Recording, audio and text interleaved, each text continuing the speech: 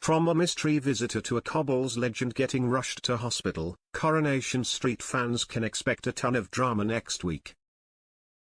Corrie fans can expect a lot of drama from the Cobbles next week. As viewers will recall, soap legend Roy Cropper was released from prison this year, after he was wrongfully accused of murdering Lauren Bolton.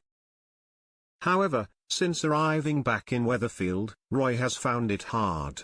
Next week, he heads out of the cafe to take some homemade soup to Shona, who tells him she is ill, but is confronted by a gang of yobs.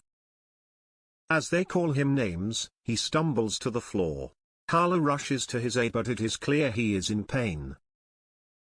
However, when Shona admits she was never ill, Roy sends her and Evelyn packing. Shona is telling Nina what happened when an ambulance rounds the corner. Nina and Shona rush into the cafe to find Roy being given CPR. Roy is then rushed to hospital, but later on a visitor appears at Roy's bedside.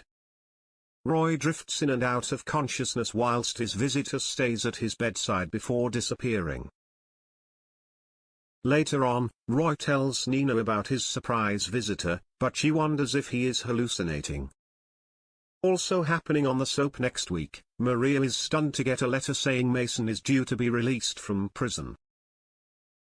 The teenage bully was sent to prison earlier this year after threatening Maria's son Liam with a knife.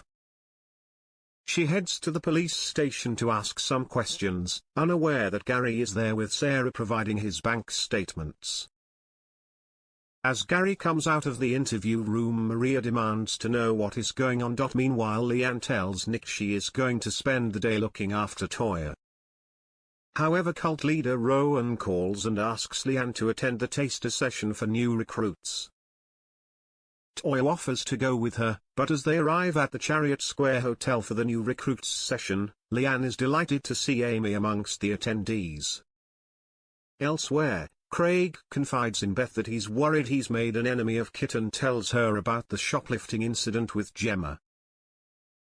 In the factory, Betsy suggests to Carla she might like to employ her full-time, but Carla gives her short shrift and Betsy's stung.